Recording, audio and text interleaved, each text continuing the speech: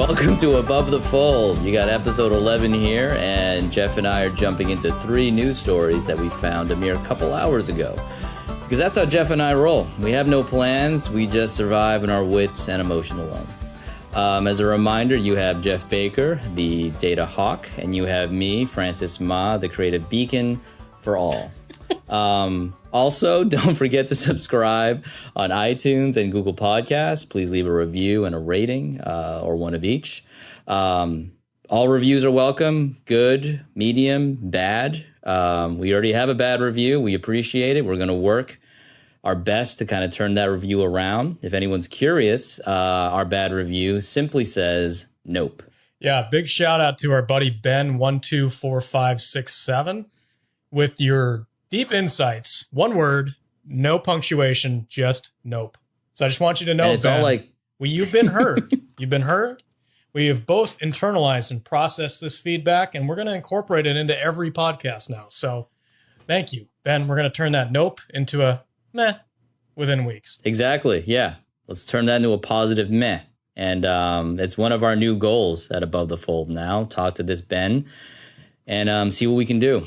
You know, we're going to have to think about nope for a while. What does it refer to? I'm sure it's something specific or whatever, but we're going to figure it out. So I will be going to the beach, and I'm going to have a very long walk. No music, no distractions, and I'm going to meditate on that nope. I'm going to turn it into something real, something big, guys. Here's the thing, though. Like, it truly does. I know it truly bothers you that it says nope, and you have no idea what it refers to. That's the glory of this thing. The kid's a genius. Ben, you're a genius. I wish I could take credit. I honestly don't know why I didn't think of it before, of me leaving a review on our iTunes page. It just said nope. I joke, but I really am just masking a deep pain that I'm feeling. I realize with that. Humor. I realize it. And I absolutely want to. We're going to talk to Ben someday. That'll be fantastic. But it's great that I know how much it bothers you. And by the way, everybody, we will read aloud every bad review. Yeah, that's true. We should do that. We should absolutely do that. Knowing that now, maybe at some point I will leave a bad review just for us. No, maybe I won't. That's gonna tank our ratings or whatever. Just as a heads up, as always, we have we're going to talk about 3 topics. As I said, we scanned the news about an hour ago, so we know kind of what we're going to talk about. The 3 topics are going to be described as follows: empathy, team, and prediction. Before we jump into that, though, special shout out to our boy Elon. We talked about him in our last episode 10. Jeff and I had a grand old time talking about flamethrowers, flying cars, and Mars. And we decided, this would start our I guess, second mission of getting Elon on our podcast. And we would make some sort of dedication to call him out on every show or close to every show. Jeff had the idea of making sure we have some sort of mention of him. And so we looked at his Twitter account, and right now, about an hour ago, he has his status says naughty by nature, winking emoji, and then a link to the OPP music video. Jeff, what is your gut reaction to that right now? He was having a great day. There is no other way to put it. If that's all you have to say to the world, you're doing good. You're in good shape. And Elon, one of these days we are going to go full Musk.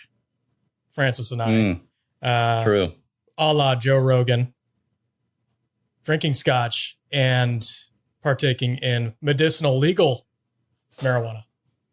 Which means we got to go to I have to go to a different state, but yeah, that's a good dream. I thought that was a thing out there. No, well, kind of, not really. Oh, okay. Well, it's I guess in the books, but not in our hands, so to speak. Perhaps we edit that part out. Explicit. No, we don't do that. We don't edit anything out. You know that. Let's jump. Let's go to our first topic. Our first news story comes from copyblogger.com. Headline is Using Empathy and Connection to Craft More Powerful Content. This is written by Sonia Simone. She's the co-founder and chief content officer of Rainmaker Digital. Sonia's also got a podcast, Copy Blogger FM. I've subscribed to it. I haven't listened to it recently. I'm going to do that right when I go home. But I'm excited to jump into this. I was telling Jeff earlier that it's kind of rare. There's an article that we kind of focus on that's kind of focused on creative. Jeff, when you looked at this, was it confusing to you? Were you looking at it and saying, "Where are my numbers? Where's the data? Where's my chart? Why does this not exist in this article?" I don't have autism. All right, I can process things that aren't numbers. I do have emotions, and I am capable of. I'm glad you have emotions. That makes me happy. Yeah, thank you. It's kind of funny. Actually, I'm going to be a child for a minute. The first thing that caught me, well, not for a minute, actually, the entirety of my life, I will be, but I'm going to continue to be in this moment. The first thing that caught me with this article was Chief Empathy Officer. And it made me think of all of these horrible titles that are coming out in marketing nowadays. And the research that I did for this article was looking up lists of the worst titles that people have. And one is social media guru. All of a sudden, we've got like Indian gurus that are working in social media. Chief visionary officer, marketing ninja, data alchemist. I guess you can call me that one. I guess that would kind of make sense. I guess I could use that, yeah, in the future, maybe. Growth hacker. I think you put a hacker in anything, it's pretty obnoxious. But my favorite one, by far, is penguinologist. What? That's the studier of penguins. Wow. Okay. He or she who studies penguins is a penguinologist. Well, that's a great title. That makes sense. Yeah. But wait till it becomes trendy and they start adding like chief penguin growth hacker or something, or growth hacker, penguin guru, it's just a matter of time. It starts good and then it starts going off the rails. Anyways, I digress. That was my first reaction to the article. I once deemed myself vice president of tacos. And then someone asked me, what does that entail? And I went into this long conversation about how I like hard tacos as opposed to soft. And part of being a vice president of tacos meant putting out that, idea out there that hard tacos are superior. And that's not something I'll back down on. I stumped for an employee one time trying to get them promoted to content czar. Never happened. Yeah, czar is, that actually kind of faded out of kind of existence. So, yeah. Well, there was drug czar and, whatever others are. There were other things going on. We are veering wildly, so let's get back to what we started here. Empathy, talking about voice, talking about how writing can kind of connect to audiences. This is honestly something that I hear about, that I deal with on a weekly, monthly basis, not only with staff but also with clients. There's always this idea of voice or tone. How do you match it? Mm-hmm. How do you get that voice from the client onto the page? And how are you consistent?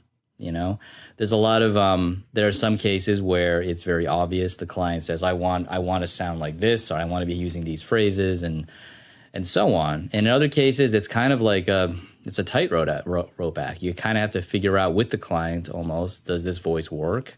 And if it doesn't, why? Why doesn't it work? I really liked some of the points that she made in here, specifically with voice, because and I think so many brands miss with this. We've talked about it before. It's having personality and sounding like a human being rather than a sterile, boring corporation. And so many companies struggle with that so bad.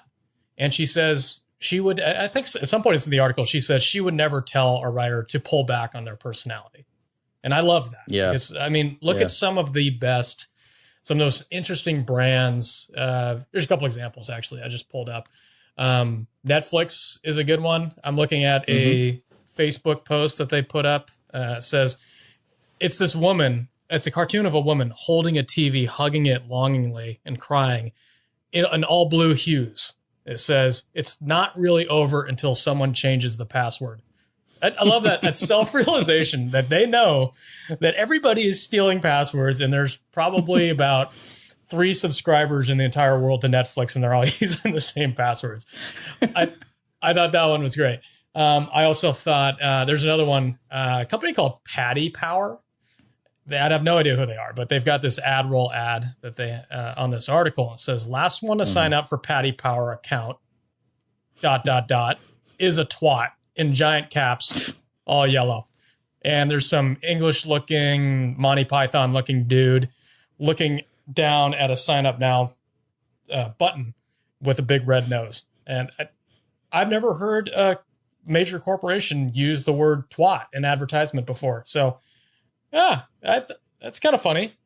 But she makes a good point in her article. You can go too far. The further you go with your voice, the further you go with your humor, the more likely you are to offend certain people.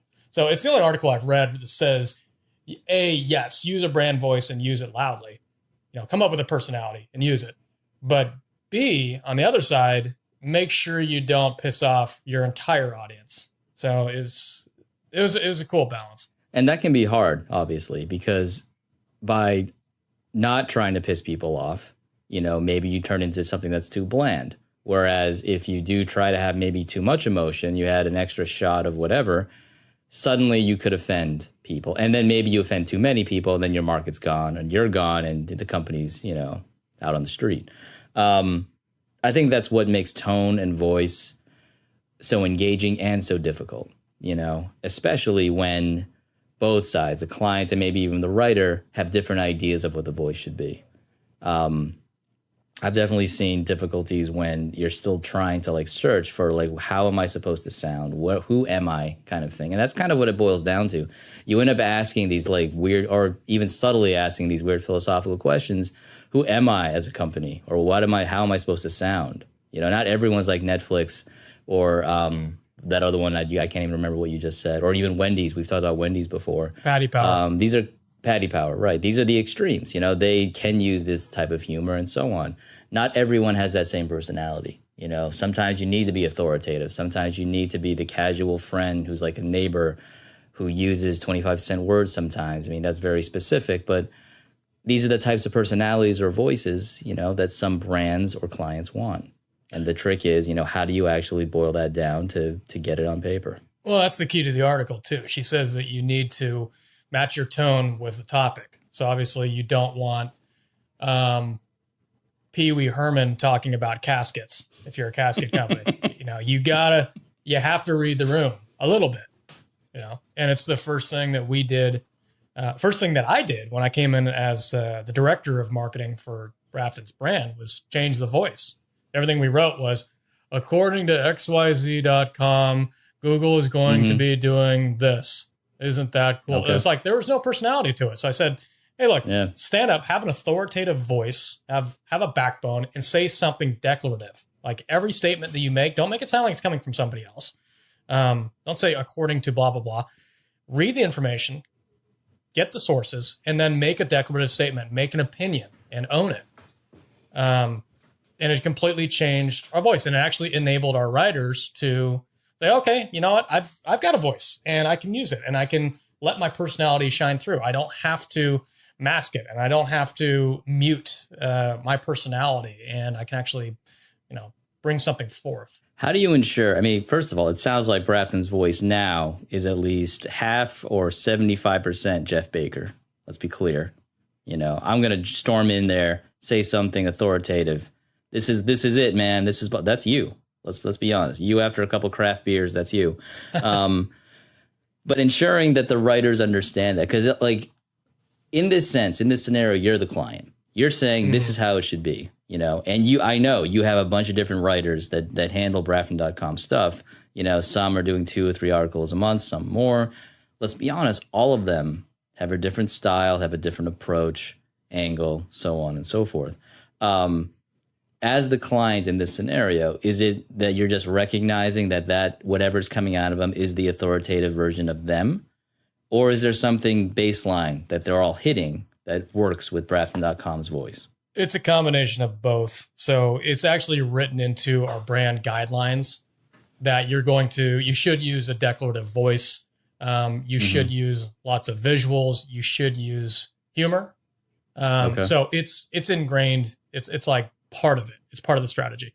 However, the other part, and what's also in the strategy, in the brand guidelines, is to use your own creative voice. It says right there in the brand guidelines, have fun with the content.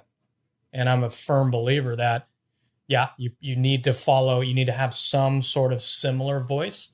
However, you need to have fun with it. And people that are having fun with what they do are always going to do better. They're going to do a little bit extra research. They're going to add a couple extra little jokes. It's going to be that extra little edge that sets the piece of content over the top and makes it something memorable, as opposed to something that's just getting done to get done, or, like a chore, having somebody do something that they don't generally enjoy doing. They're not going to put any extra effort into it. And it's going to show through in the content, just like content that doesn't have a brand voice or has a bit of an identity crisis. They don't know who their voice is or exactly what they want to say or how they want to say it. The readers can understand that. They can see that. You can say, all right, it seems like they're kind of playing it safe. They don't really have an opinion. And not having an opinion is, as far as I'm concerned, that's bland content. That's part of the 95% of content that doesn't do anything. That's 95% of content that's boring.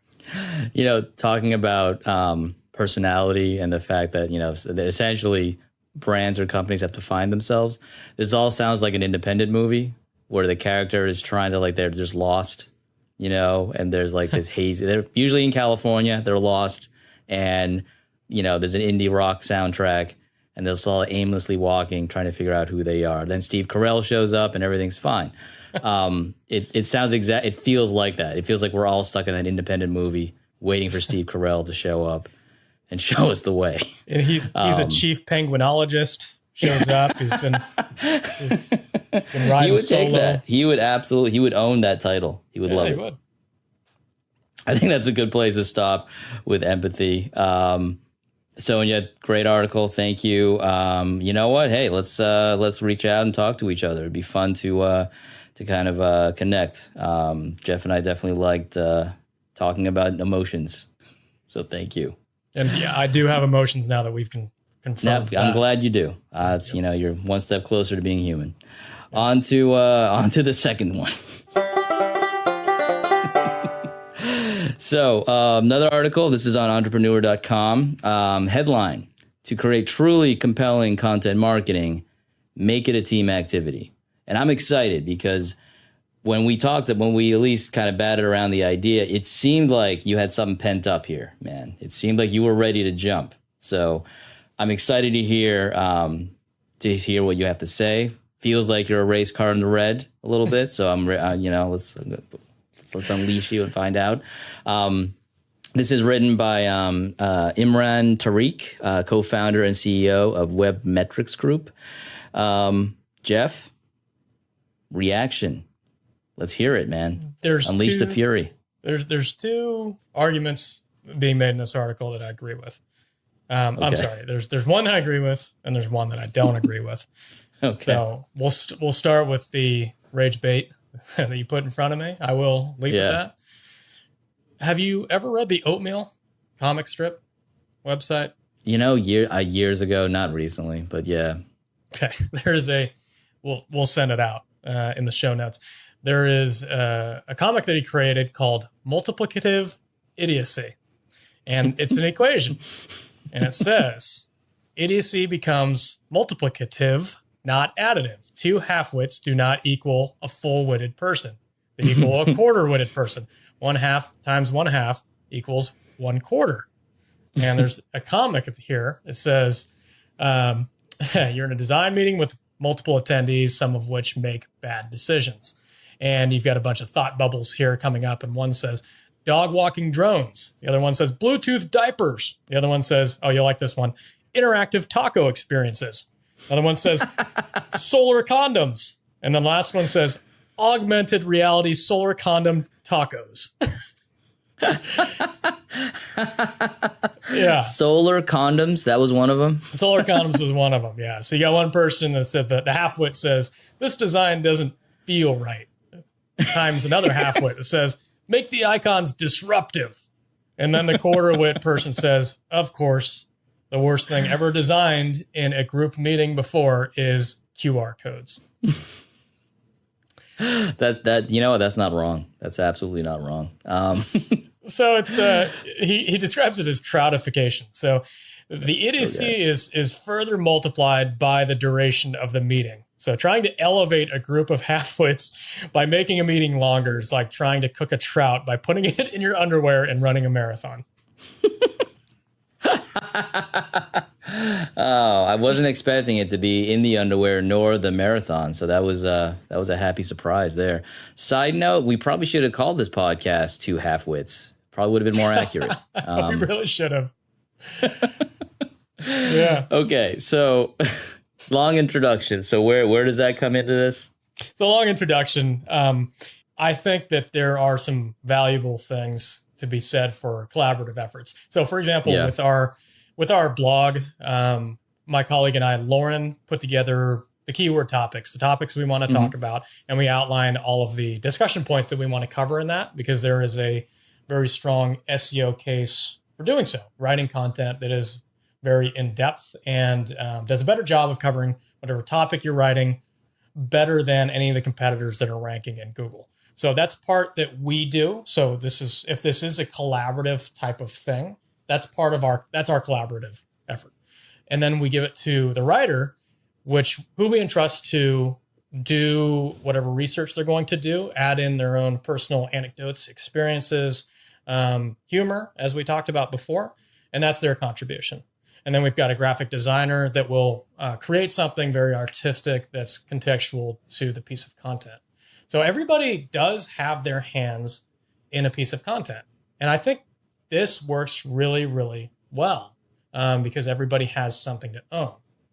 When I think it doesn't work well, and I'm going to use an example of a previous company that had what they described as a flat organization, which is probably one of the stupidest ideas. It was very trendy about 10 years ago, but it's also one of the stupidest goddamn ideas that have ever come out in business.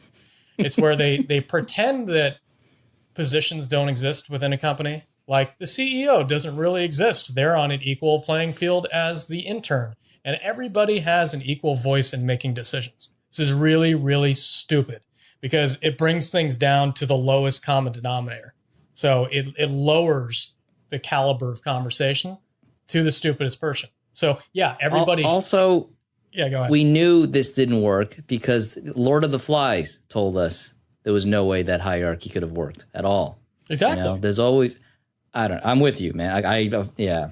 Even like, on paper, everyone's on the same. They're not, there's always whatever. Not. First off, they're lying to themselves and each other if the CEO really thinks they're not a CEO and they're on a level playing field with the intern. Second thing is, there's a reason why people specialize in certain things. There's the CFO probably shouldn't be having a conversation in a marketing meeting. Sorry, marketing might seem subjective, and it might seem like something that your mom can do. Hey, my mom's got an idea about our marketing program.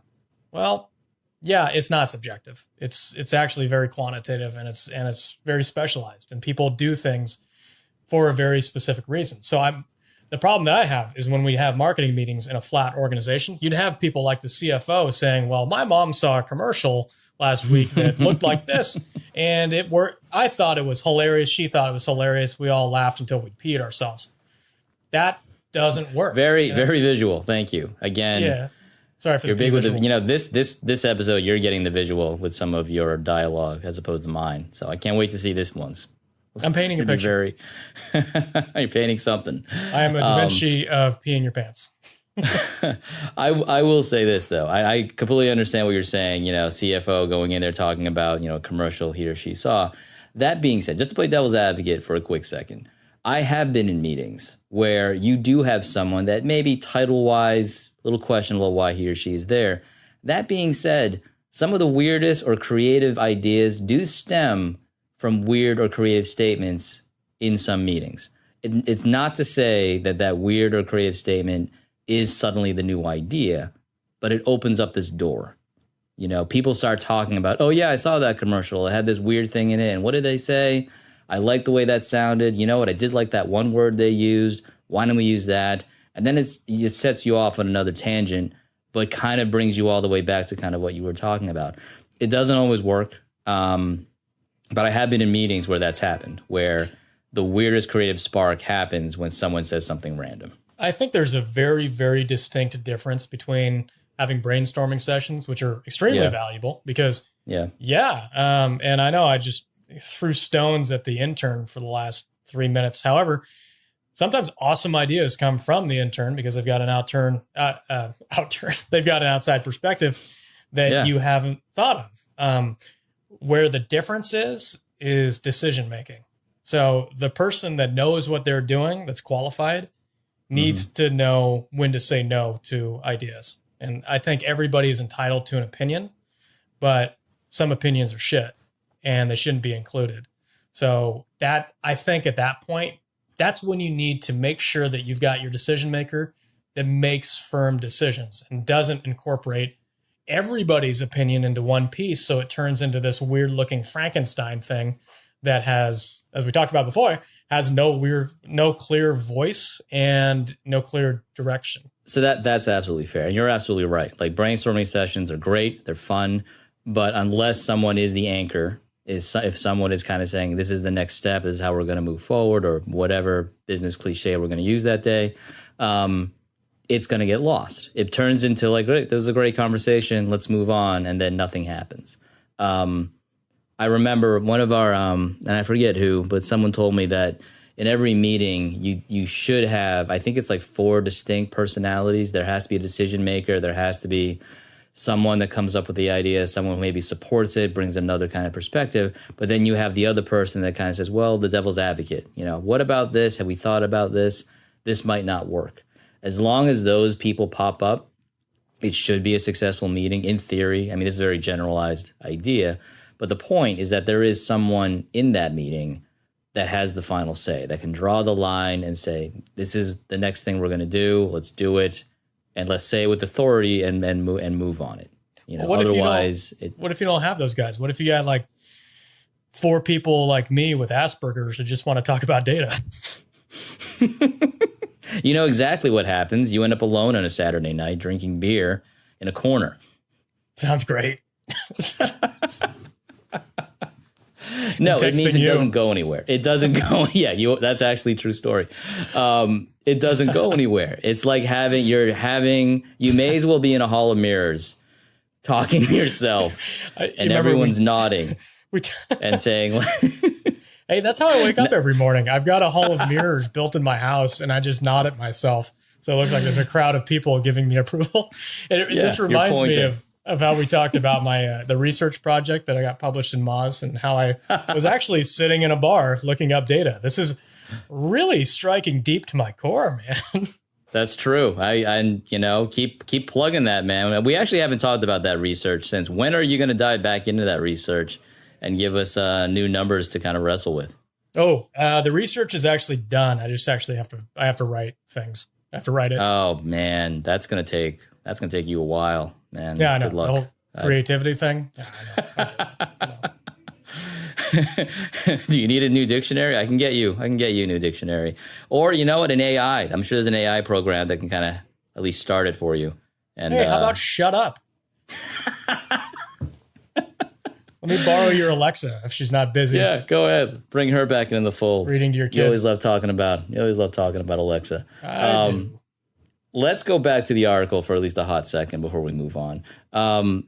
So you pretty much said, you know, that was the rage bait. But what is the thing that you like, or was that kind of wrapped up into, you know, what you were talking about? What I really like is the idea. Well, for one, collaboration and people putting ideas together. So when it's done right, like we talked about with a brainstorming session, you've got this collective, you've got this intellectual capital that builds up in a room, you know? So you, like you mentioned, you get stuck in your own ideas and your own ways and you're not going to think of things like the oddball person that you would least expect it out of. You're not going to think of those ideas. And it's happened plenty of times, in our meetings. We named this podcast, for better or worse, Above the Fold, from a group collaboration session where we're just like, let's throw out a bunch of names because I'm clearly really bad at this.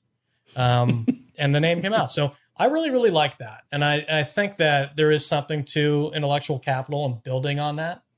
I also like the idea of people owning different parts of a project, just fully owning it. Like I said, we've got Courtney, who does our graphic design, who does a killer job. That's because she owns that. Whereas if you had something that was like a little bit more of like a socialist type of system where nobody has any type of ownership over everything, it's like, oh yeah, everyone's just talking ideas, not doing anything. That doesn't work, because then you just end up with a bunch of ideas all the time and nobody actually executes. So yeah, I think there are cautionary tales on both sides of this discussion. I love how we start with tell me what you liked about it, and then you still end up back in the negative. Like, by the way, this is the thing that stinks, and I don't like it at all. You can't even stay in the positive light at all, man. You got to run it all the way back to the dark side. It's fine. It's great. I love the rage bait when it shows up, and it's always fun. I will end this by saying that I agree with everything. I do think it's hard because unless when you walk into a room, people hand out like, you are the anchor, you are the decision maker, and blah blah blah. You are the weird person with the strange idea today. Go ahead and have fun. W. Yeah, always, obviously. But the meetings that work well take some work, and it takes honestly some familiarity between the people that are in there. It can't happen on a whim. Collaboration is great, but collaboration is kind of like, it's almost like an earned trust. You kind of have to get used to each other. I mean, there's nothing, the other opposite thing is that when you have, maybe there is a hierarchy and you do have a decision maker, but everyone is new to everybody. They're still trying to figure, because no one is at the door saying, you are the decision maker today and you are the weird question person. That happens organically, and that takes time. And the best ones happen when, you, me, a couple other people in the room, we'll have great ideas for 2 hours, and it'll be great. Because we know, we call each other out. We can say, you know what, I'm going to make this call, blah, blah, blah. And it works well. But I do think it takes some time to be able to get to that level. As long as you're aware of the multiplicative, that's a brutal one, multiplicative idiocy and troudification, I think you're good. And I may have to apologize to our listeners for just unloading an entire PTSD therapy session on you guys. I did have some battle scars from previous companies, and I've got a bit clear. I've got the 1,000-yard stare whenever this topic comes up, and you just see explosions in the background and my eyes just glazing over. Wow. Yeah, no, noted. And I'm going to put that in my memory box for next time when I just want to unleash the fury of Jeff Baker. Yeah, you put that in your little box. Let's I chill. Will. Moving on. Okay, the third topic. And Jeff, you're going to be doing a lot of the intro here. You found this. This was the one that I think you found a couple of hours ago. Headline, 80 billion SEO industry, 29 case studies and insights. Now, granted, maybe not the most compelling headline. The compelling thing is that this thing has is a long list, showing pretty much the revenue on a monthly, and it looks like some of it's annual basis on SEO platforms / companies. Worth noting right now, at least, according to you, this is the top trending article on SparkToro. Rand Fishkin's new company. Rand, as we all know, founded SEO Moz, and SparkToro is his new company. Is that right? How long has that been in existence? Yeah, so Rand founded this company, it was early in the year, so probably around February, March, when he left Moz. And they've been putting together some free tools. One is Spark Score, and that's SPARK score. And it tells you like how much influence you have with your Twitter profile. I get a 1 out of 100, by the way. Another tool where we found this was called the trending tool. And it does a really quick job for you instead of having to look through all of the publications that a digital marketer would have to look for to figure out like what's important to read today.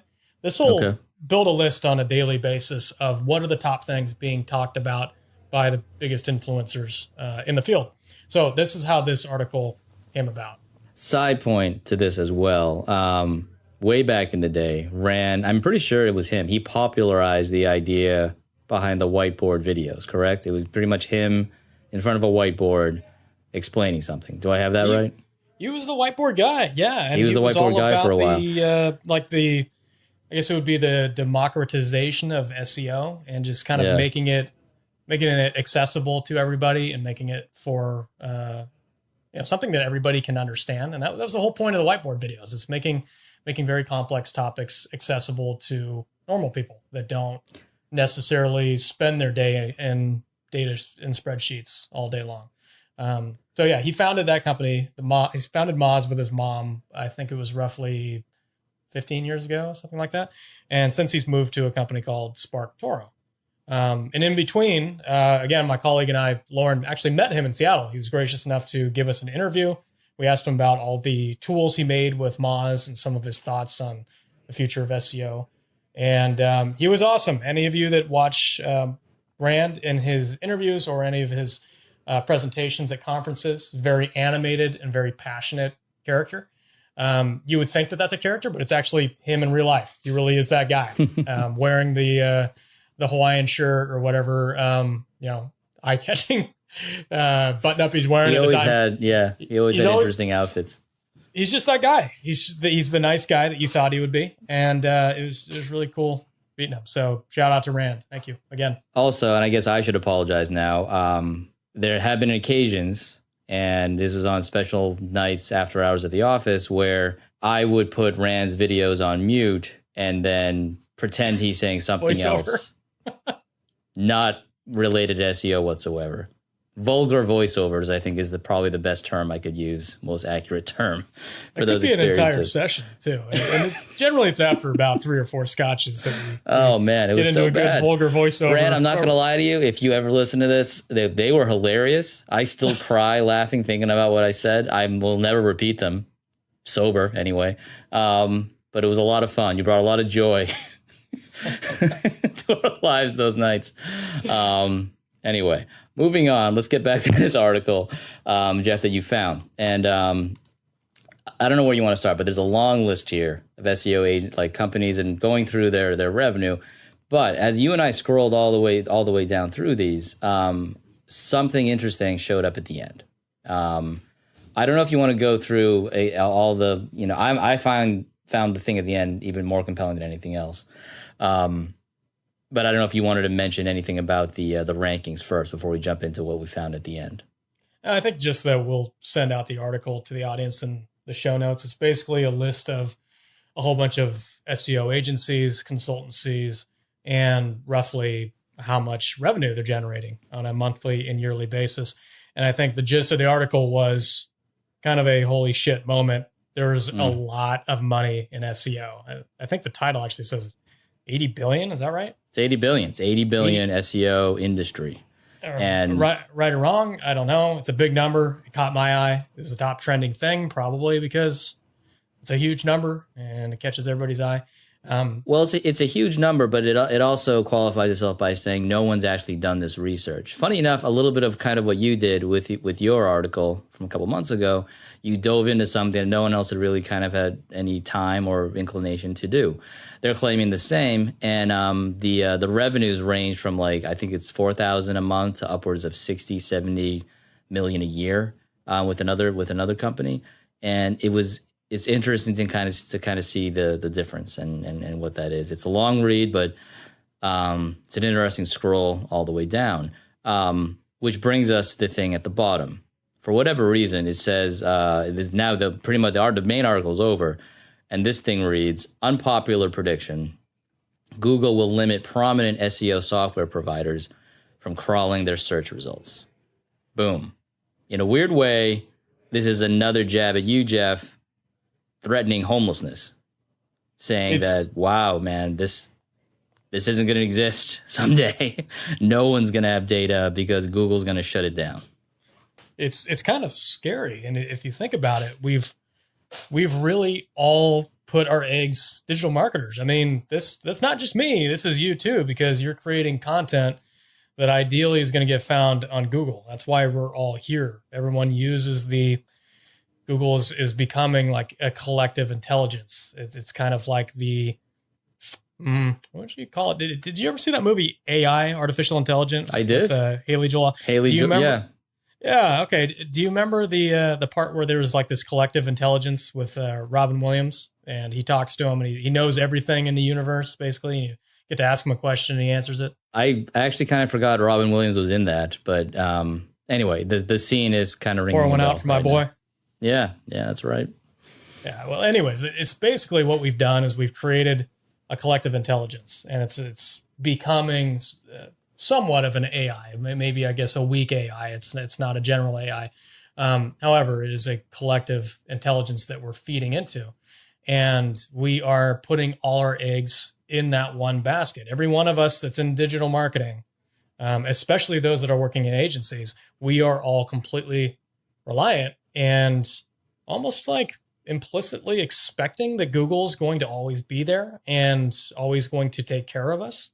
Because without them, or even more scary, if they decide to change the rules on us, we're all screwed. You're right. Our professional lives are wrapped up into this, and not me, but you do live and die off this data. And suddenly, if this stream of data is cut off and you're not even allowed to see anything, and Google continues on maybe changing, refines and stuff and everything, how do you survive? How do you even have a job? How can we go to you to tell us, this is what the data means and this is what to do, when you have no idea because Google's not even letting you, peek under the hood, so to speak?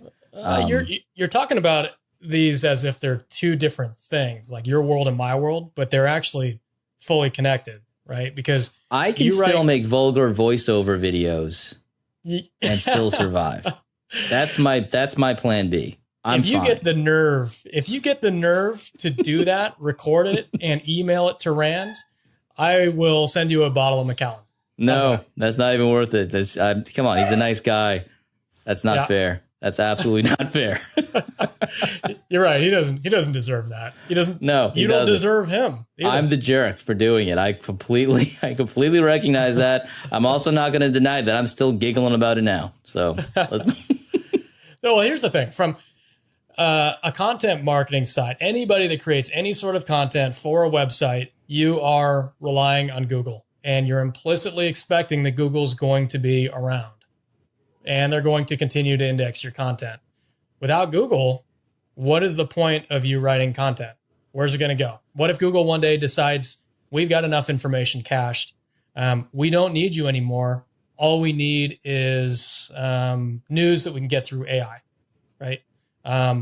There's no longer any need for you guys, right? The point that I'm getting here is that we are reliant on Google, and we're hoping that they don't just change the rules on us and say, hey, we don't need your content anymore for whatever reason, whether that's through AI or they've got some new technology, or they just decide to go into an entirely new business. You and I are both reliant on them. I'm reliant on them for gathering data and the things like that SEMrush uses, that Moz uses, search volume, all that stuff, indexing pages, all whatever. And you're reliant on them to take your content and populate it in search results. The fact that we're all reliant on Google. Let's go back to like the prediction of this article saying that, they're assuming that one day Google's going to crack down. Do you think that's possible? Do you think there's some value or worth or, rightness involved with this prediction? Is it possible you think that one day Google will crack down on people tracking search results? They could. I don't know. If they found... what is the advantage? If you're Google, consider yourself Google, massive brain, all the data it wants and blah, blah, blah. What is the advantage of them not allowing people to track their results? Partnerships, possibly, like this article alluded to. What if they had preferred vendors that were the only ones allowed to and then you have to work with them. Scrape their data, and you have to you have to work with them. And then Google, hey, guess what? They've got a new revenue stream, another revenue stream, right? That's a possibility. I have to wonder now. Are we talking about, is this too much of a, is it antitrust laws get thrown in here? I don't know. I'm wading in waters I don't even understand. regardless, it was interesting to consider that one day Google might, even cut this off and maybe create a new revenue stream and so on. The one thing that rings in my head, and I think this was from the book In the Plex, which I think talked about the early days of Google. At least it alluded, or it did some sort of history of Google within the book. And one of the first things that the founders all talked about was don't be evil, or, you can't be evil. And some people, maybe cynical people, might say they've long abandoned that, citing various examples of, doing this or not doing this. Even their step into advertising, one could make an argument, well, now it's not really about search anymore, is it? I don't know. I mean, thinking about like what this would mean if they did cut off, search tracking for people, do they just set up their own shops? But I don't know. This is like sci-fi stuff, man. I don't know. It sounds there could be a scary side to this. There could not be. It was interesting I didn't expect to see that at the bottom of this article. I'll say that. And it was interesting to kind of like wade in it a little bit. Yeah. It's kind of a scary topic. It's like I said, we are all just banking. We're all taking a bet. We're all betting on Google being around and by playing by the same rules that they've been playing by before. And we're kind of not. And actually, bringing Rand back up, there's a presentation he did recently that I went through, and he shows all of the ways that Google has been changing and pulling clicks away from organic articles, doing it through all kinds of different ways. One way is those answer boxes, right? So the data boxes. So if you say, what is the historical population of Boston? You might get a data box that's pulled from sources from people that did the hard research on websites into Google. So you never actually leave Google. So they're getting free information. So we're losing that. Ads, people are, they're becoming less and less obvious what's an ad and what's not an ad. So the rules of the game are changing. They're pulling clicks away from organic results. So if they've changed those rules, who's to say they won't change other rules? What if it keeps moving that direction? What if they create the robot that takes over all our lives? Maybe. Oh God, here we go again. On that note, we should probably shove off and call it a day. Although before we leave, I talked about my plan B in terms of vulgar voiceovers. What's yours? Life in the data world goes away. What is your plan B, Jeff Baker? Well, I came from probably chopping wood, fishing or chopping wood. It's kind of natural to me. I'm getting a fairly long beard over here. Everybody knows me. Knows that I come from the boonies, not a city guy. Probably better suited, not interacting with many people. So yeah, probably somewhere out in the woods. So hermit. You pick hermit as plan B. Yeah. With Axe. Digital marketing, going to conferences, podcasting, publishing, and then I'll just go straight 180 into the fields, into the woods, full hermit. Okay. Well, if that day ever comes, I will seek you out, maybe interact with you, maybe not. I'll at least take a picture, but I'll seek you out. I'll promise you that. I've become a hermit for a reason. Don't seek me out. See, now now the fact that I can't seek you out, I want to even more. So tough. You will be found, Hermit Baker, and you will be exposed. Because my plan C then is just have a tabloid newspaper. We'll bring that back because then computers will be gone if we can't search, and we'll just go back to the 1920s where we just have people yelling about the headlines. Damn kids with their damn MTV. All right. On that note, thank you, everyone, for listening. We're at episode 11, as I said. I always smile the fact that we've hit double digits in terms of episodes. It's exciting. And here's episode 12. We hope, fingers crossed, to have a guest on board, to have a third voice in this party as opposed to just me and Mr. Baker's over there. We'll see how it goes. But thanks as always. Seek us out on Above the Fold at Brafton.com. If you love email, if you love Twitter, you can see Jeff at Baker Rhythms, and that's underscore, right, between Baker and the Misspelled Rhythms. That is correct. Now you get a kick out of that? I constantly. I don't even want the story anymore. I kind of like the Hermit story better. Good. I'm also on Twitter. I'm not very active or good at Worthless. it, but How are you not good at Twitter? How do you be good at Twitter? oh god, I don't he's know. the best Twitterer ever. I don't know, but I'm bad at it. I just follow people. I am attempting to be better. Once I'm better, I'll tell everyone my handle, but for now, it's just sad. So, anyway, thanks all, and we'll see you in the next one. See ya.